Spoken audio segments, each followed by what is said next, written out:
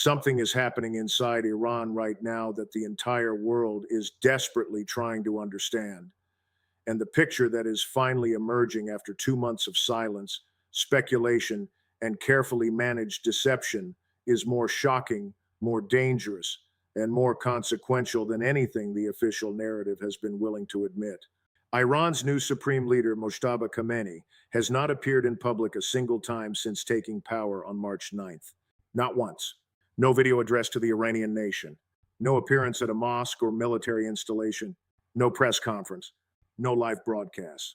Nothing. In the middle of the most devastating war Iran has fought in modern history, a war that has killed its previous supreme leader, closed the world's most important waterway, and pushed the global economy to the breaking point, the man who is constitutionally supposed to be guiding every strategic decision of the Islamic Republic has been completely, totally, and mysteriously invisible.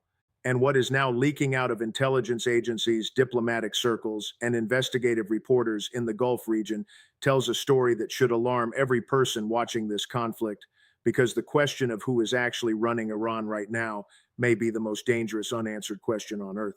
To understand the full magnitude of what is happening, you have to go back to the night of February 28th, the night that shattered everything. The United States and Israel launched Operation Epic Fury, a coordinated military campaign that struck Iranian military facilities, nuclear sites, and leadership compounds across Tehran and beyond. The strike on the Khamenei family compound was executed during daylight hours with 30 precision munitions and advanced air-launched ballistic missiles. Supreme Leader Ali Khamenei was killed.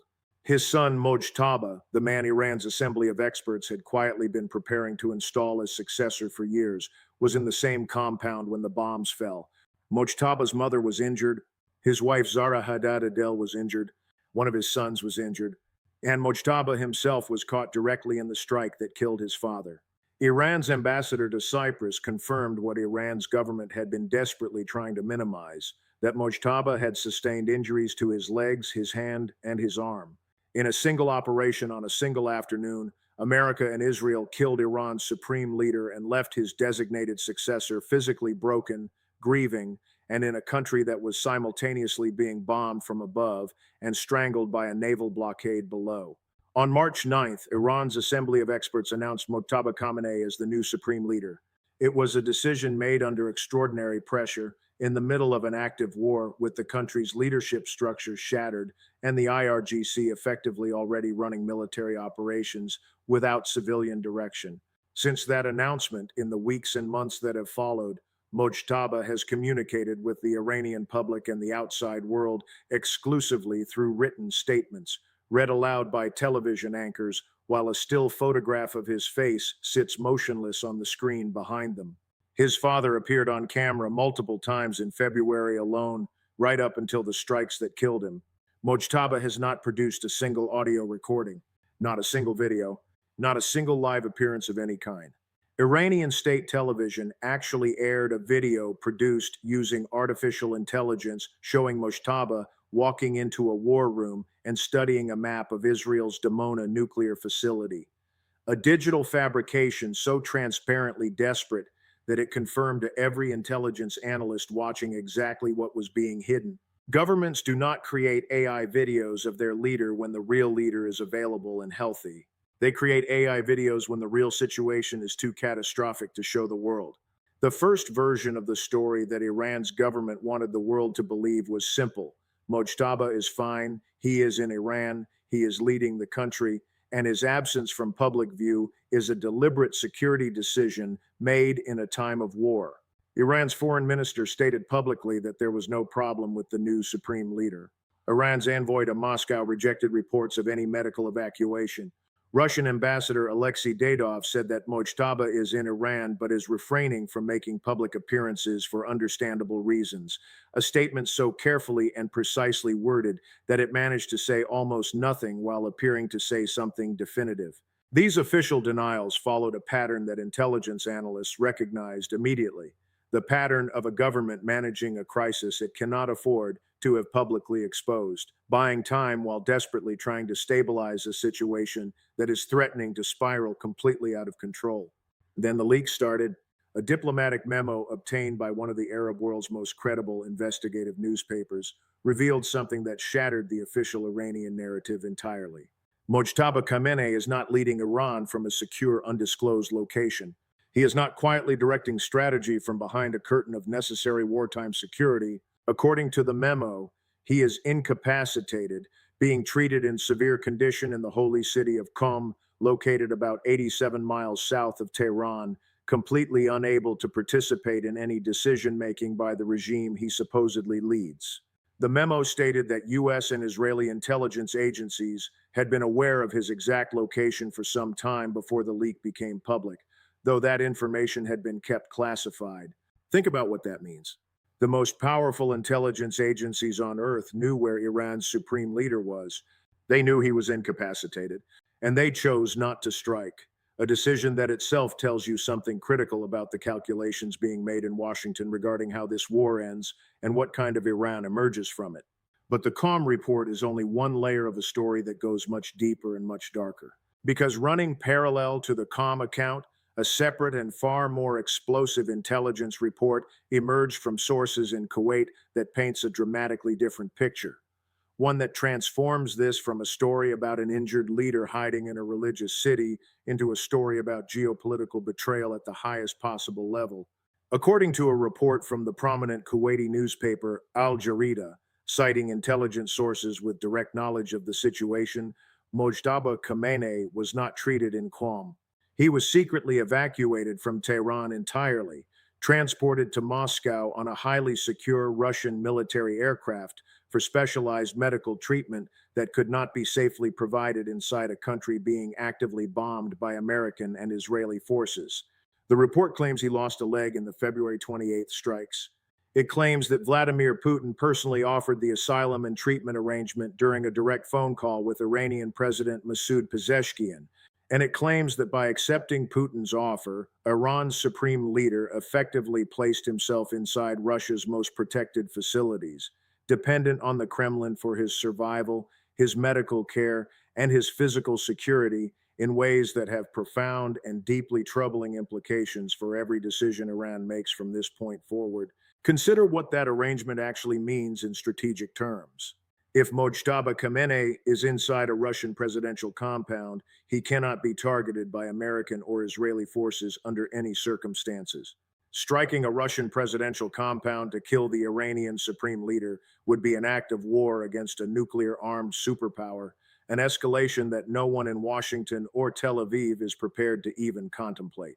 Putin has essentially made Mojtaba untouchable by giving him sanctuary inside Russia's own sovereign territory. That sounds like generosity.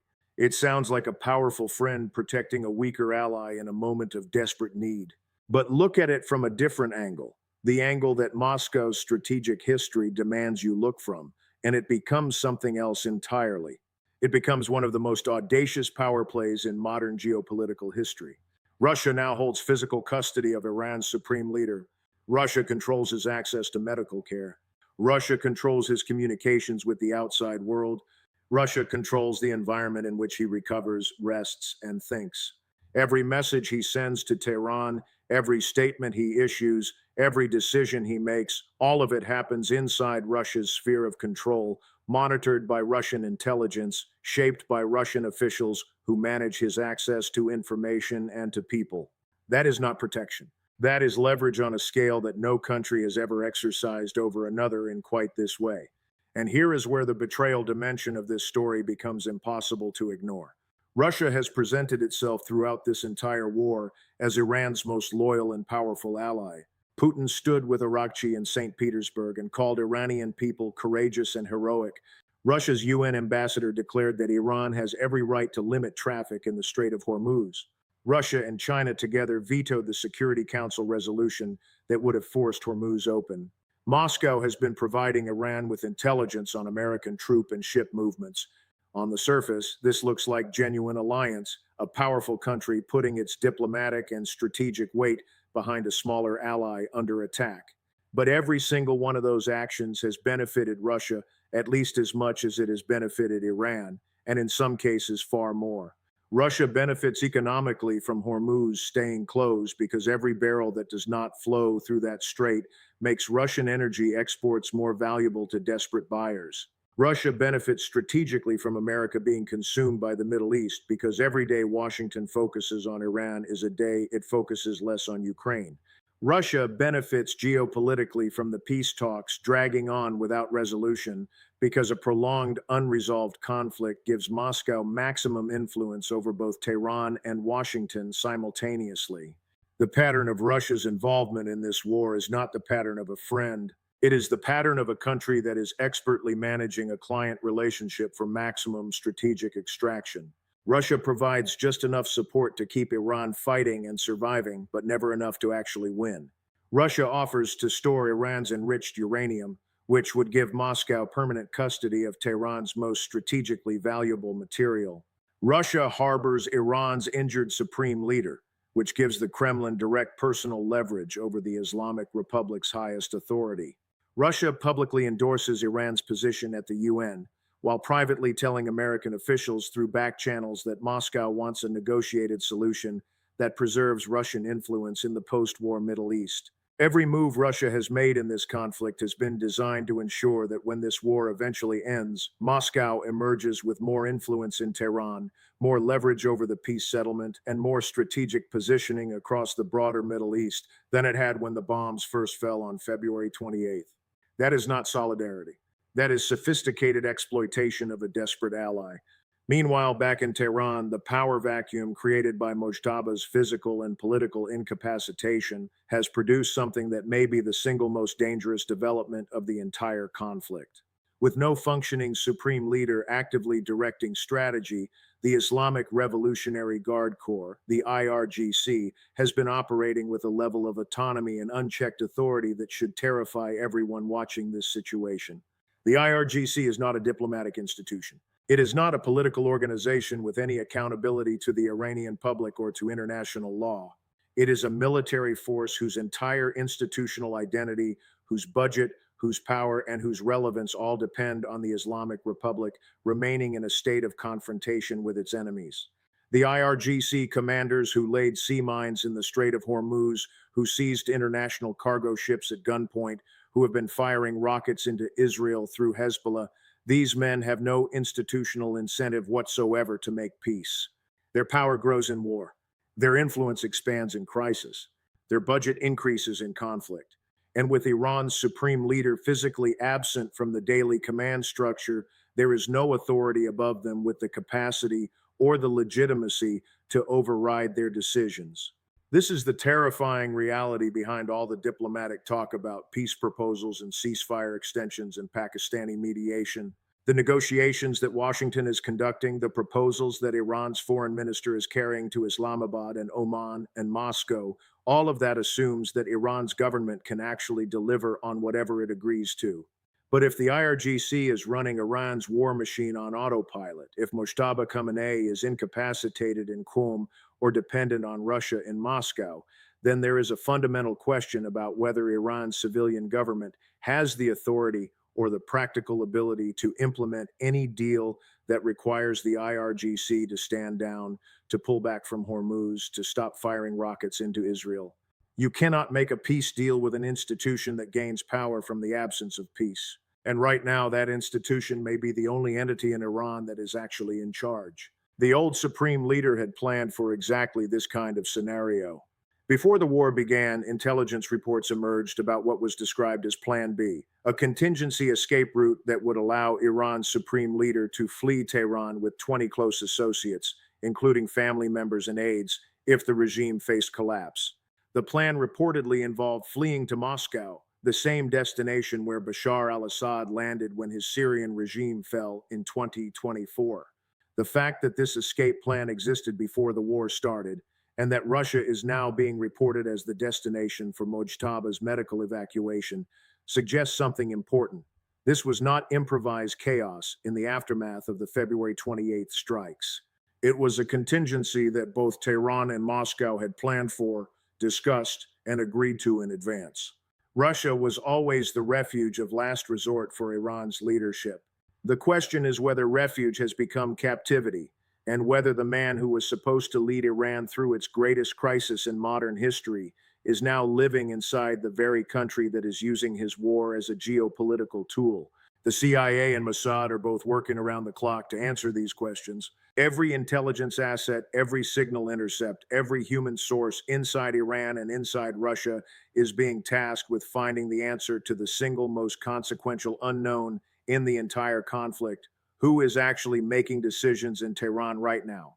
If the answer is Motaba, injured but functional, directing strategy from calmer Moscow, then a diplomatic resolution is still theoretically possible because there is a constitutionally legitimate authority who can sign off on a deal.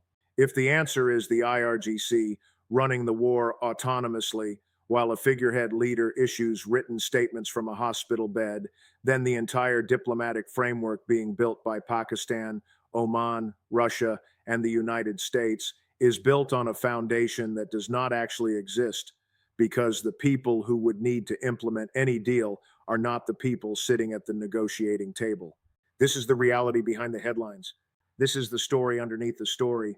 While the world watches oil prices and naval blockades and UN Security Council votes, the most important drama of the entire Iran war is playing out in a hospital room in Qom, or a protected compound in Moscow, where a wounded, invisible man who technically holds the most powerful position in the Islamic Republic may be more prisoner than leader, more patient than supreme commander, and more dependent on Russia's goodwill than on his own country's loyalty. Iran ran to Russia in its moment of greatest need, and Russia, true to its historical form, opened its arms wide, not out of friendship, but out of the cold, calculating understanding that a desperate ally in your debt is the most valuable geopolitical asset in the world. If this video gave you the full picture that the mainstream headlines are completely missing, hit subscribe right now, because this war is developing by the hour, and I cover every single major development the moment it breaks. Drop your answer in the comments below. Do you believe Mojtaba Khamenei is actually in Moscow under Putin's control, or is Iran's government telling the truth that he is still on Iranian soil? And if Russia really is holding Iran's supreme leader as a geopolitical asset, does that make this war more likely to end in a deal, or more likely to spiral into something none of us can predict? Tell me exactly what you think.